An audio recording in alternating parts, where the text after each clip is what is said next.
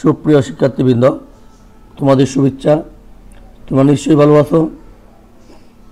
বর্তমান সময়ের পরিপ্রেক্ষিতে আমরা যদি অনেক দূরত্বে অবস্থান করছি, কিন্তু প্রযুক্তির কল্যাণে আমরা ভার্চুয়ালি সংযোগ হতে পারছি। আজকে তোমাদের সাথে আমার লেকচার বিষয় হলো ইংরেজি গ্রামারের খুবই গুরুত্বপূর্ণ বিষয় কন্ডিশনাল সেন্টেন্সেস। আমি এই লেকচারে বর্ণনার সাথে সাথে পাওয়ার পয়েন্ট স্লাইডের মাধ্যমে গুরুত্বপূর্ণ বিষয়গুলো প্রদর্শনের চেষ্টা করব। আশা করি এই দুইয়ের সমন্বয়ে তোমাদের একটা ভালো আন্ডারস্ট্যান্ডিং হবে। আর তোমাদের জন্য লেকচারের শেষে একটি হোমওয়ার্ক দেওয়া আছে। আশা করি তোমরা লেকচার ও পাওয়ার পয়েন্ট স্লাইড থেকে অর্জিত জ্ঞানকে কাজে লাগিয়ে তোমরা এই হোমওয়ার্কটি সুসম্পন্ন করবে।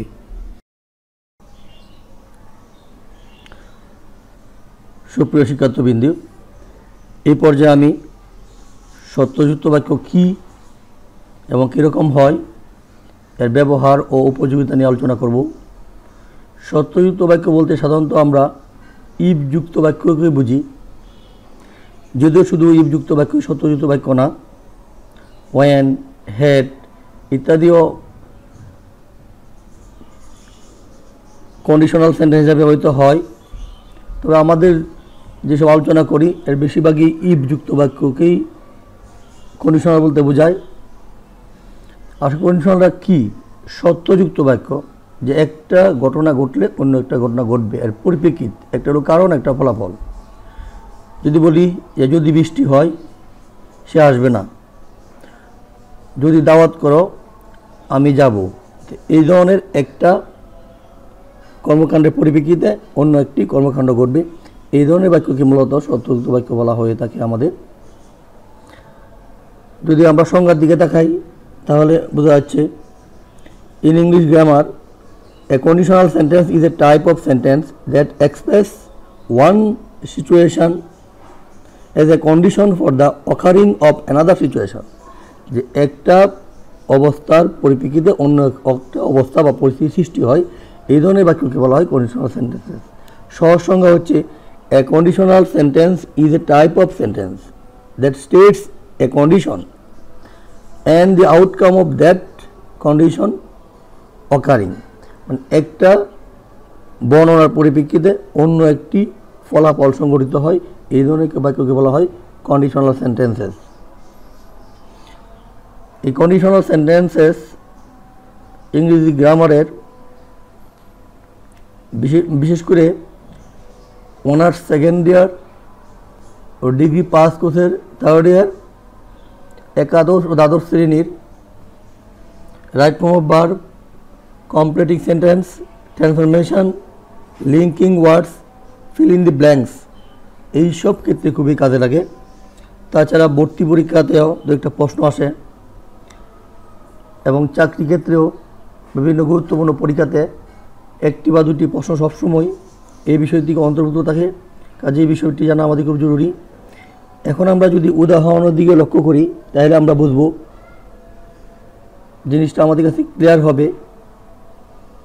কি হচ্ছে, if it rains he will not come, যদি বৃষ্টি হয় সে আসবে না। যদি বৃষ্টি হয় এটা একটা কারণ, এর ফলে কি হি উইল নট কাম, সে আসবে না, এর একটা ফলাফল। If I knew his address, যদি আমি তার ঠিকানা জানতাম, I would write him a letter, তাকে একটি পত্র লিখতাম। যদি ঠিকানা জানতাম তাহলে পত্র লিখতাম। তাহলে হচ্ছে এটা কি, যে একটা সত্যের পরিপ্রেক্ষিতে অন্য একটি ফলাফল আসছে। যদি ঠিকানা জানতাম আমি পত্র লিখতাম।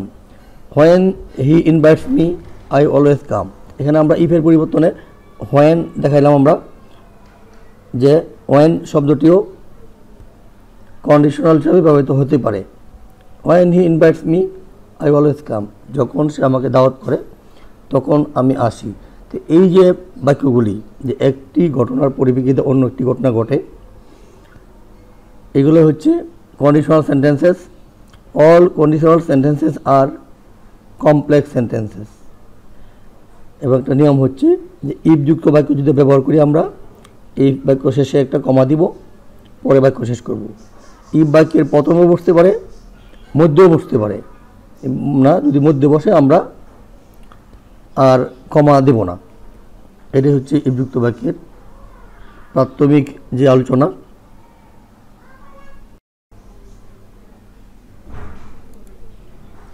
আমি এখন টাইপস অফ কন্ডিশনাল সেন্টেন্সেস নিয়ে আলোচনা করব।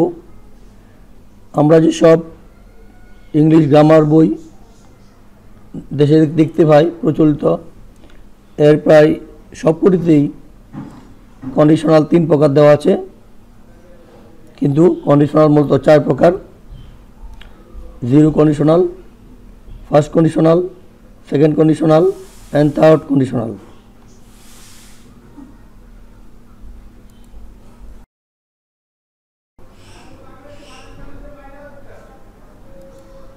এখন আমি জিরো কন্ডিশনাল নিয়ে বর্ণনা করব। জিরো কন্ডিশনাল হলো এমন দুটি বাক্য যার প্রত্যেকটি অংশই প্রেজেন্ট ইনডিফিনিট থাকে, অর্থাৎ যেটা ইফ ক্লজ এটাও প্রেজেন্ট ইনডিফিনিট এবং এর ফলাফল যেটা সেটাও কি প্রেজেন্ট ইনডিফিনিট টেন্স হয়। গঠনটা হচ্ছে স্ট্রাকচারটা ইফ বা হোয়েন প্লাস প্রেজেন্ট ইনডিফিনিট, এর পরে অংশ প্রেজেন্ট ইনডিফিনিট দেই।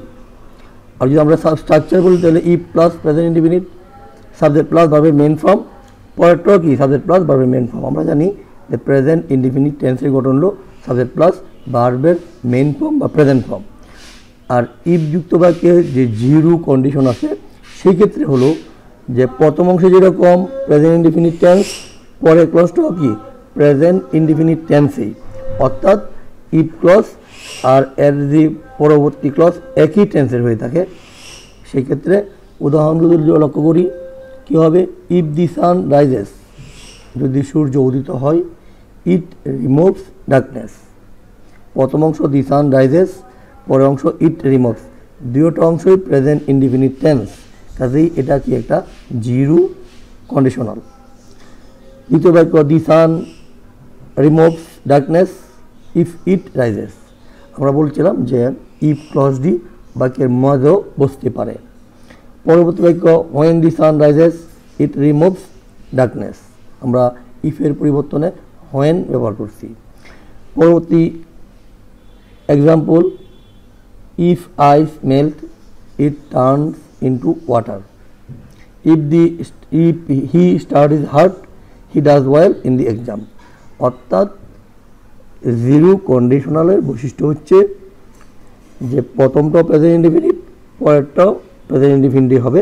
তো এই ক্ষেত্রে হলো ফ্যাক্ট বা ট্রু, বাস্তবিক জিনিস, অথবা সাধারণত জেনারেল যেসব বর্ণনা আছে এই সবের ক্ষেত্রে ব্যবহৃত হয়। যদি অসুস্থ হই আমরা ডাক্তারের কাছে যাই, যদি তুমি আসো আমি যাই, এইসব ক্ষেত্রে ব্যবহৃত হয়।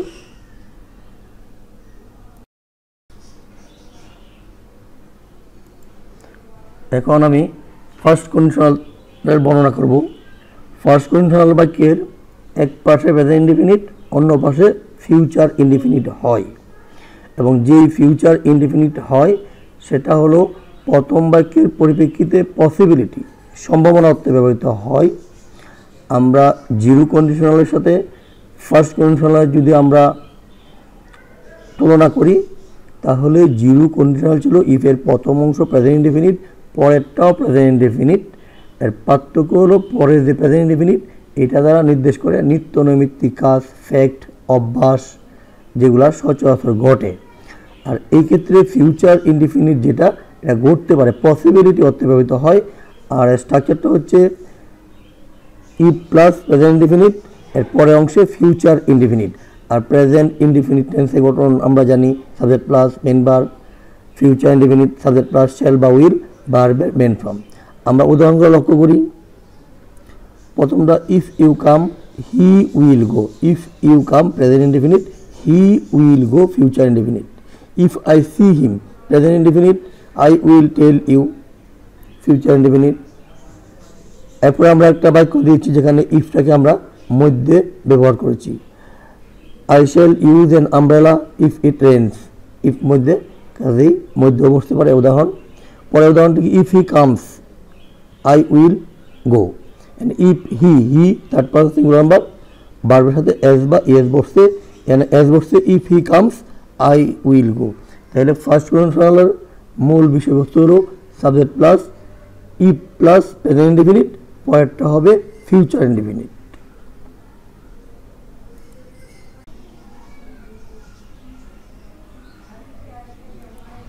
সেকেন্ড কন্ডিশনাল এর বৈশিষ্ট্য হচ্ছে ইফ যুক্ত বাক্যের এক অংশে ফার্স্ট ইনডেফিনিট টেন্স এবং পরের অংশে ফার্স্ট কন্ডিশনাল। ফার্স্ট কন্ডিশনাল হচ্ছে একটা স্ট্রাকচারের নাম, যে স্ট্রাকচারে গঠন হয় subject plus would could might ভার্বের মেন ফর্ম। অর্থাৎ এই সেকেন্ড কন্ডিশনাল এই যে বাক্য তাকে এর স্ট্রাকচার হচ্ছে ইফ প্লাস ফার্স্ট ইনডেফিনিট, পরের অংশ হচ্ছে ফার্স্ট কন্ডিশনাল। অর্থাৎ প্রথম অংশে ইফ প্লাস ফার্স্ট ইনডেফিনিটের একটা বাক্য থাকবে, এর পরের অংশে ফার্স্ট কন্ডিশনালের একটা বাক্য থাকবে। অর্থাৎ সাবজেক্টের পরে উড কুড মাইট ভার্বের মেন ফর্ম যুক্ত একটা বাক্য থাকবে। যদি আমরা উদাহরণগুলো লক্ষ্য করি, if he wanted I would go, যদি সে চাইতো আমি যাইতাম। If he did not study hard, যদি সে ভালো পড়াশোনা না করতো he would not pass the exam, সে পরীক্ষা পাস করতো না। If I had money I would buy a house in London, যদি আমার টাকা থাকতো আমি লন্ডন একটা বাড়ি কিনতাম। If they knew the matter, যদি তারা বিষয়টা জানতো দে উড ইনফর্ম ইউ, তোমাকে জানাইতো। এর প্রত্যেকটাই ইফযুক্ত ক্লজও বর্তমানে সম্ভব না, এর পরে ক্লজও কি বর্তমানে সম্ভব না। মূলত সেকেন্ড কন্ডিশন দ্বারা আনরিয়েল, প্রেজেন্ট এবং ফিউচার নির্দেশ করে, যে যেই কাজটা বর্তমানেও সম্ভব না ভবিষ্যতেও সম্ভব না। If he wanted I would go, যদি সে চাইতো আমি যাইতাম, অর্থাৎ সে চায়ও নাই আমি যাইও নাই। If I had money I would buy a house in London, অর্থাৎ যদি আমার টাকা থাকতো আমি লন্ডনে একটা বাড়ি করতাম, মানে আমার টাকা ছিল না, বাড়ি করা সম্ভব না। তো এইসব ক্ষেত্রে সেকেন্ড কন্ডিশনাল ব্যবহৃত হয়।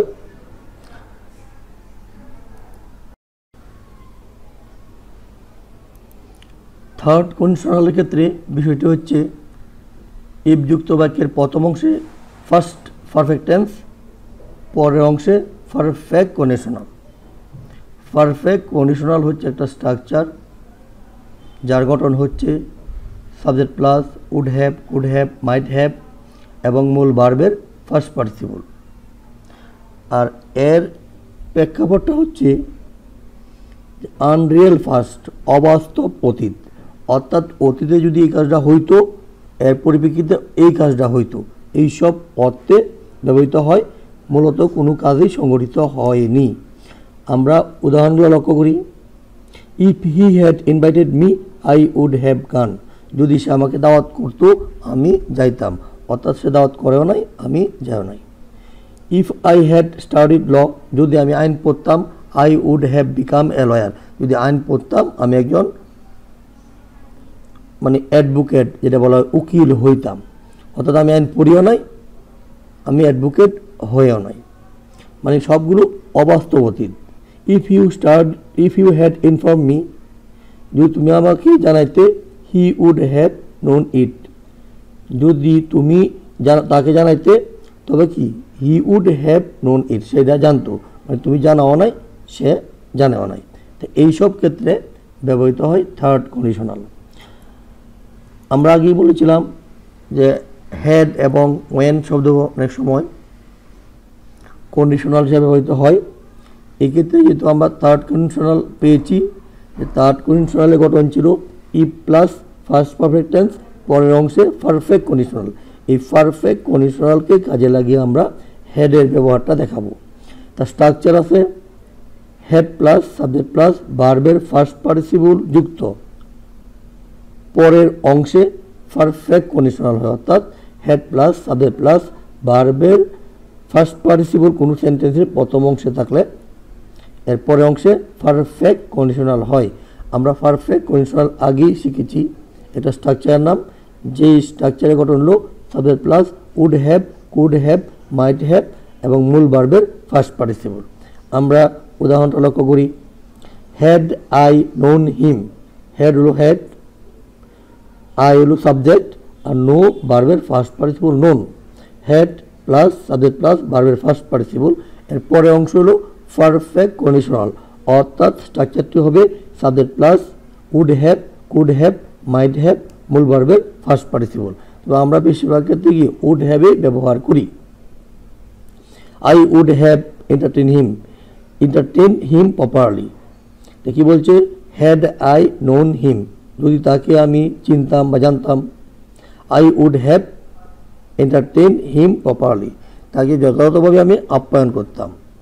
পরের বাক্যটা, had you invited him, had স্ট্রাকচারের, ইউ সাবজেক্ট, ইনভাইট ভার্বের ফার্স্ট পার্টিসিপল ইনভাইটেড, তাহলে কি হচ্ছে হ্যাড প্লাস সাবজেক্ট ইউ, মূল ভার্বের first participle invited him, he would have join the party, পরের অংশ কি পারফেক্ট কন্ডিশনাল, কিংবা হচ্ছে সাবজেক্ট প্লাস উড হ্যাভ, মূল ভার্বের first participle, he would have join the party, join ভার্বের ফার্স্ট পার্টিসিপল।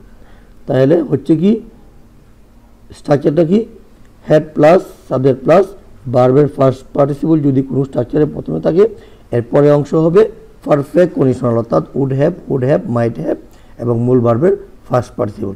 সেভাবে এটা কি, হ্যাড ইউ ইনভাইটেড হিম, যদি তাকে তুমি দাওয়াত করতে, he would have join the party, সে এই পার্টিতে অংশগ্রহণ করত। মূলত থার্ড কন্ডিশনাল ফার্স্ট টেন্সের গণনাকে নির্দেশ করে। সুপ্রিয় শিক্ষার্থীবৃন্দ, এতক্ষণে কন্ডিশনাল সেন্টেন্সেস নিয়ে আমাদের আলোচনার পরিপ্রেক্ষিতে সংক্ষেপে আবার সবগুলি পাশাপাশি লিখে আমরা তুলনা করার চেষ্টা করব, একটার সাথে অন্যটার পার্থক্য সম্পর্ক। যদি আমরা দেখি জিরো কন্ডিশনাল, তাহলে ই প্লাস প্রেজেন্ট ইনডিফিনিট, পরের অংশে প্রেজেন্ট ইনডিফিনিট, সেম টেন্সই, একই টেন্স, প্রেজেন্ট ইনডিফিনিট। ফার্স্ট কন্ডিশনালে ই প্লাস প্রেজেন্ট ইনডিফিনিট, পরের অংশে ফিউচার ইনডিফিনিট। যদি এই দুটা আমরা মেলানোর চেষ্টা করি, তাহলে দেখব প্রথম অংশে ই প্লাস প্রেজেন্ট ইনডিফিনিট, পরের অংশ প্রেজেন্ট ইনডিফিনিট। এই ক্ষেত্রে নিত্য নৈমিত্তিক ঘটনা অর্থাৎ অভ্যাস, ফ্যাক্ট, রেগুলারিটি, চিরন্তন সত্য, এইসব বাক্যগুলো ব্যবহৃত হয়, যেগুলো অবশ্যই ঘটে বা সাধারণ ঘটনা ব্যবহৃত হয়। আর ফার্স্ট কন্ডিশনালের ক্ষেত্রে হচ্ছে ই প্লাস প্রেজেন্ট ইনডিফিনিট, পরের অংশে ফিউচার ইনডিফিনিট। এই ফিউচার ইনডিফিনিট দ্বারা প্রবাবিলিটি অর্থাৎ সম্ভাবনা বোঝানো হতে বা ভবিষ্যৎ সম্ভাবনা বোঝায়। প্রথম বাক্য হচ্ছে জিরো কন্ডিশনালের, যদি আমরা এক্সাম্পল লক্ষ্য করি, if he invites me I join his party, যদি সে দাওয়াত করে আমি যাই, এটা নিত্য নৈমিত্তিক ঘটনা, দাওয়াত করে আমি যাই। আর ফার্স্ট কন্ডিশনালের ক্ষেত্রে ই প্লাস প্রেজেন্ট ইনডিফিনিট, পরের অংশ future indefinite. If he invites me I will join his party, যদি সে দাওয়াত করে আমি তার পার্টিতে অংশগ্রহণ করব, ভবিষ্যতের সম্ভাবনা নির্দেশ করছি। আর প্রথম জিরো কন্ডিশনালের পরের অংশে সম্ভাবনা নয়, রেগুলারিটি, ফ্যাক্ট বা চিরন্তন অভ্যাস নির্দেশ করে। থার্ড কন্ডিশনাল আর ফোর্থ কন্ডিশনাল দেখলে আমরা বুঝতে পারবো পার্থক্যটা কী। থার্ড কন্ডিশনাল হচ্ছে একটা ঘটনা, এটা প্রেজেন্ট এবং ফিউচারের ক্ষেত্রে অবাস্তব, মানে বর্তমানে এবং ভবিষ্যতে কাজটা করা সম্ভব নয়। Then if he invited me I would join his party, যদি সে দাওয়াত করতো আমি তার পার্টিতে অংশগ্রহণ করতাম। সে দাওয়াত করে নাই, আমি অংশগ্রহণ করিও নাই, এটা বর্তমানের জন্য সম্ভব না, অবাস্তব, এবং ভবিষ্যতের জন্য অবাস্তব। আর স্ট্রাকচারটা কি, ইফ যুক্ত বাক্যের প্রথম অংশে ফার্স্ট ইনডিফিনিট, পরের অংশে ফার্স্ট কন্ডিশনাল, অর্থাৎ subject plus would, could, might ভার্বের মেন ফর্ম। আর থার্ড কন্ডিশনাল হচ্ছে if plus first perfect tense, পরের অংশে পারফেক্ট কন্ডিশনাল, অর্থাৎ subject plus would have, could have, might have, মূল ভার্বের ফার্স্ট পার্টিসিপল, এই স্ট্রাকচার ব্যবহৃত হয়। আর অর্থ হচ্ছে অতীতের একটি ঘটনার জন্য অন্য একটি ঘটনা ঘটে নাই, এই অর্থ প্রকাশ করে। যদি আমরা পড়ি ইফ হি ইনভাইটেড মি, যদি আমাকে দাওয়াত করতো, I would have join his party, যদি দাওয়াত করতো তার পার্টিতে অংশগ্রহণ করতাম, মানে দাওয়াতও করে নাই, অংশগ্রহণ করা হয় নাই অতীতে। তাহলে